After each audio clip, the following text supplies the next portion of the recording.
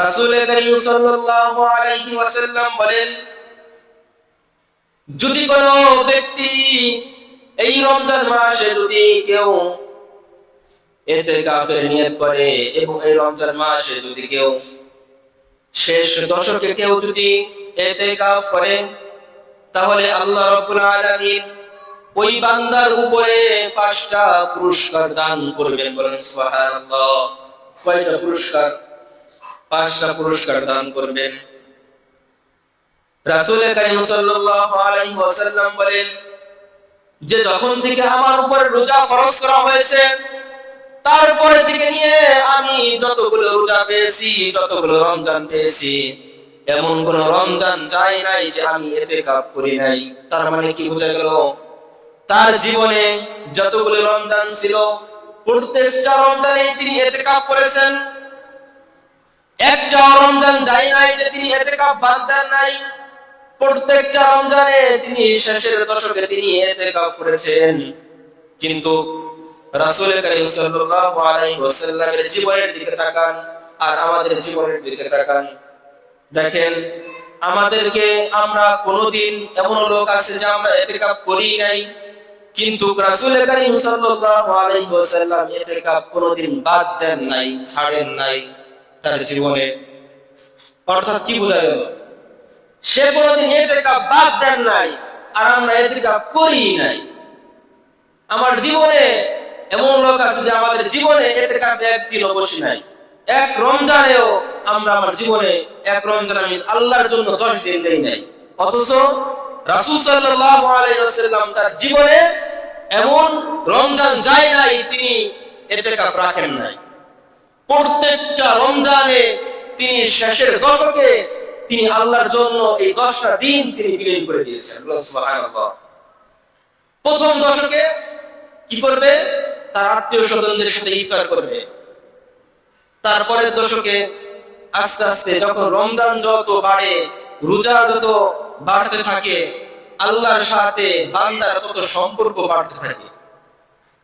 যখন নাকি শেষের দশকে চলে আসে, রমজানের শেষের দশকে যখন চলে আসে, আল্লাহ রাব্বুল আলামিন বলেন এই শেষের দশকে তোমার জীবনটা এই 10 দিনের জন্য তুমি আমার জন্য দিয়ে দাও। সুবহানাল্লাহ।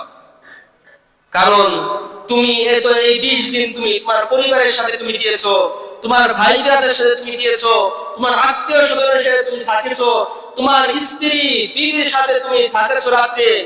এই লাস্টের দশকে তোমার স্ত্রী থেকে, তোমার ভাই বোনদের থেকে, তোমার আত্মীয় স্বজন থেকে তুমি একাকার হয়ে যাও। তুমি আমার আল্লাহর জন্য, তুমি আমার জন্য হয়ে যাও, আমি আল্লাহ তোমার জন্য হয়ে যাব। সুবহানাল্লাহ। এজন্য তো আল্লাহ রাব্বুল আলামিন বলেন, যদি কোনো বান্দা এই রমজান মাসে যদি রমজানের শেষ দশকে কেউ যদি আমার জন্য দেয়, ইতিকাফের নিয়ত করে, আমি আল্লাহ রাব্বুল আলামিন ওই বান্দার উপরে আমি 5টা পুরস্কার দেব। বলেন সুবহানাল্লাহ। 1 নম্বর পুরস্কার হচ্ছে যেই বান্দা এই রমজান মাসে যে শেষের দশকে যে ইতিকাফ করবে, আল্লাহ রাব্বুল আলামিন বলেন এই বান্দার জন্য আমি প্রথম নম্বর পুরস্কার হলো 3 খন্দক পরিমাণ পর্যন্ত তার থেকে জাহান্নাম আমি দূরে রাখবো। বলেন সুবহানাল্লাহ। কয় খন্দক? 3 খন্দক পরিমাণ। 1 খন্দক পরিমাণ কেমন? রাসূল করিম সাল্লাল্লাহু আলাইহি ওয়াসাল্লাম যখন সাহাবাদেরকে বলতেছিলেন যে কোন বান্দা যদি ইতিকাফ করে, প্রথম নাম্বার পুরস্কার থাকবে যে 3 খন্দক পরিমাণ তার থেকে জাহান্নাম দূরে সরে যাবে। এবার সাহাবারা জিজ্ঞাসা করতেছিলেন, ইয়া রাসূলুল্লাহ 3 খন্দক, 1 খন্দক কাকে বলে? খন্দক জিনিসটা কি যে দূরে সরে যাবে, এটা কত দূর? এবার আল্লাহ রাসূল সাল্লাল্লাহু আলাইহি ওয়াসাল্লাম বলতেছেন 1 খন্দক পরিমাণ হলো জমিন থেকে নিয়ে আসমান পর্যন্ত যত দূরত্ব, আসমান থেকে নিয়ে জমিন এত দূরত্ব। আমরা কি বলতে পারবো কত দূরত্ব? আমরা যে দুনিয়াতে দেখি, আমরা যখন আকাশের দিকে তাকাই, এটা আমরা কিন্তু আকাশ দেখি না, আমরা প্রথম আকাশের মহাশূন্যতা দেখি। এটা প্রথম আকাশের মহাশূন্যতা। আমরা কিন্তু আমাদের চোখে আমরা আকাশ দেখতে পারবো না। এত দূরে আকাশ যেটা আমাদের চোখে কোনোদিন পেছবে না। এটা আমরা দেখতে একটা শূন্যতা, এটা আমরা আকাশ দেখতে পাই না। তাহলে জমিন থেকে নিয়ে আসমান পর্যন্ত এত দূরত্ব, এটা হচ্ছিল এক খন্ড। যেই বান্দা এই রমজান মাসে ইতিকাফের নিয়ত করবে, ইতিকাফ শেষের দশকে যে পালন করবে, প্রথম নাম্বার পুরস্কার হলো এই বান্দার জন্য এরকম 3 খন্ডক পরিমাণ জাহান্নাম দূরে সরে যাবে। সুবহানাল্লাহ। এই জন্য তো আমাদেরকে এই যে শেষের দশকে আমাদের ইতিকাফ করতে হবে। এবং 2 নাম্বার হলো রাসূল কারীম সাল্লাল্লাহু আলাইহি ওয়াসাল্লাম বলেন, যদি কোনো বান্দা এই রমজান মাসে যদি শেষের দশকে কেউ যদি ইতিকাফ করে, 2 নম্বর পুরস্কার থাকবে কবুল হজ এবং কবুল উমরাহ করার সওয়াব তার আমলনামায় লিখে দেওয়া হবে। সুবহানাল্লাহ। কি বলছে? কবুল হজ, 2টা কবুল হজ করলে যত সওয়াব, এবং 2টা উমরাহ করলে কবুল উমরাহ। অর্থাৎ আমরা সাধারণত যে উমরাহ করি, যে আমরা হজ করি, হজ করতে যাই, 6 লক্ষ 7 লক্ষ টাকা খরচ করে আমরা মক্কা মদিনায় হজ করতে যাই। আমরা যে হজ করতে যাই, এটার মধ্যে আমাদের হজ কবুল হয়েছে কিনা এটা সন্দেহ রাখতে পারে। কিন্তু এই যে হাদিসের মধ্যে রাসূল সাল্লাল্লাহু আলাইহি ওয়াসাল্লাম বলেছেন যে ইতিকাফ করবে শেষের দশকে, তার 2 নম্বর পুরস্কার থাকবে 2টা কবুল হজ করার সওয়াব তার আমলনামায় লেখা হবে। সুবহানাল্লাহ। কবুল হজ এবং 2টা কবুল উমরাহ করার সওয়াব তার আমলনামায় লেখা হবে। বেশি না কম? জোরে বলে, বেশি না কম? বেশি। আর 3 নম্বর পুরস্কার হলো রাসূল কারীম সাল্লাল্লাহু আলাইহি ওয়াসাল্লাম বলেন, এই রমজান মাসে যদি কেউ শেষের দশকে যদি ইতিকাফ করে, 3 নম্বর পুরস্কার হলো তার সে শেষের দশকে কেউ যদি ইতিকাফ করে, তাহলে সে লাইলাতুল কদর সে পেয়ে যাবে। সুবহানাল্লাহ। লাইলাতুল কদর এটা এমন রাত যেটাকে আখ্যায়িত করা হয়েছে হাদিসের মধ্যে, হাজার হাজার রাতের চাইতেও সবচাইতে উত্তম রাত হচ্ছে শবে কদরের রাত। যেই রাতে 1 রাকাত নামাজ পড়লে 1000 রাকাত নামাজের সওয়াবের আমলনামায় উঠায় দেওয়া হবে।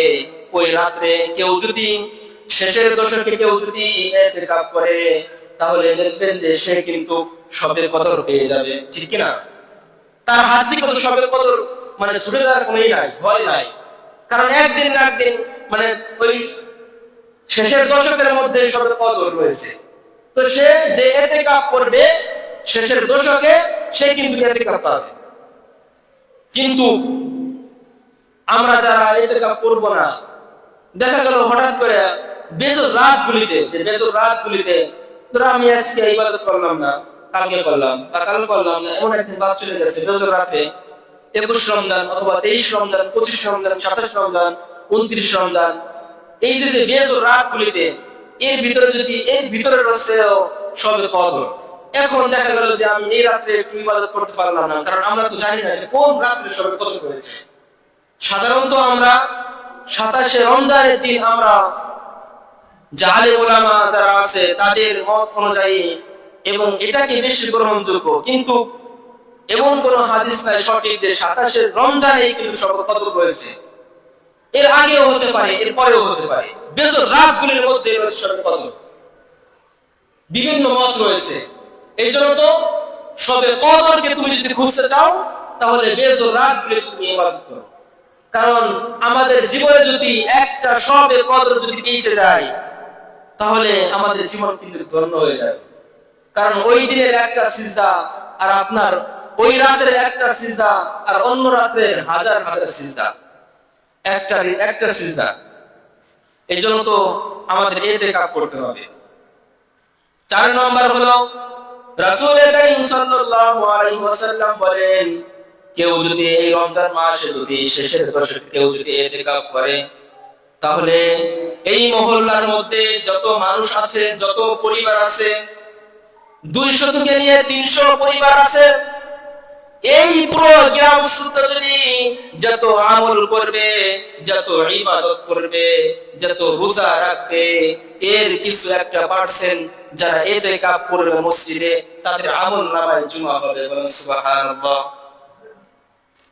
অর্থাৎ এই গ্রামের সব মানুষ যত আমল করবে, এর একটা সওয়াব, এর একটা পার্সেন্ট যারা ইতিকাফ করবে তাদের আমল নামায় জমা হবে। এবং 5 নম্বর হলো রাসূল কারীম সাল্লাল্লাহু আলাইহি ওয়াসাল্লাম বলেন, কেউ যদি এই রমজান মাসে যদি শেষের দশকে ইতিকাফ করে, তাহলে সে যদি আল্লাহর কাছে মাপ চায়, আল্লাহ রাব্বুল আলামিনের কাছে মাপ চাইতে দেরি আল্লাহ রাব্বুল আলামিন ওই বান্দাকে ক্ষমা করতে দেরি করবে না। বলেন সুবহানাল্লাহ। অর্থাৎ কেমন, যাকে বলা হয় মুস্তাজাবুদ দাওয়া, অর্থাৎ দোয়া মাত্রই কবুল, দোয়া মাত্রই কবুল। মুস্তাজাবুদ দাওয়া যাকে বলা হয়, যাকে যে আল্লাহর কাছে দোয়া করে এবং কবুল হয়ে যায়। কেউ যদি ইতিকাফ করে এই 10 দিন শেষের দশকে, তাহলে আল্লাহ রাব্বুল আলামিন তাকে, সে আল্লাহর কাছে দোয়া মাত্রই আল্লাহ কবুল করে নেবেন। এবং শুধু তাই নয়, তার জীবনের সব গুনাহ মাফ করে দিবে। এবং দ্বিতীয় নাম্বার, 5 নম্বর ভিতরেই দ্বিতীয় নাম্বার পুরস্কার থাকবে, আল্লাহ রাব্বুল আলামিন তাকে জান্নাতি মেহমান হিসেবে ঘোষণা করে দিয়েছেন। সুবহানাল্লাহ। এর চাইতে আর কি হতে পারে? যাকে জান্নাতি ঘোষণা করে দিয়েছেন, যে রমজান মাসে শেষের দশকে যে ইতিকাফ করবে, এই যে 5টা পুরস্কারের কথা বললাম, আল্লাহ রাব্বুল আলামিন এই 5টা পুরস্কার অবশ্যই তিনি দিবেন। এখন আমাদেরকে সবাইকে আমাদের পুরস্কার নেওয়া দরকার আছে না নাই? দেখি কার কার আছে, একটু হাত তুলে দেখান তো। পুরস্কার নেওয়া দরকার নাই? আল্লাহ কি বলে, পুরস্কার নিবেন না আপনারা? এই 5টা পুরস্কার নিবেন না আল্লাহর কাছ থেকে? 1 নম্বর পুরস্কার কি? 1 নম্বর পুরস্কার হলো আপনার থেকে জাহান্নাম 3 খন্দক পরিমাণ দূরে চলে যাবে। এবং 2 নম্বর পুরস্কার হলো 2টা হজ এবং 2টা উমরাহ করা সব আমলনামায় লেখা হবে। 3 নম্বর হলো লাইলাতুল কদর আপনি পেয়ে যাবেন। 4 নম্বর হলো পুরো গ্রামের মানুষ যত আমল করবে তার একটা পার্সেন্ট আপনার আমলনামায় জমা হবে। এবং 5 নম্বর হলো আপনাকে আল্লাহ ক্ষমা ঘোষণা করে দিয়েছেন এবং আপনাকে জান্নাতি বলে জান্নাতি মেহমান হিসেবে ঘোষণা করে দিয়েছেন।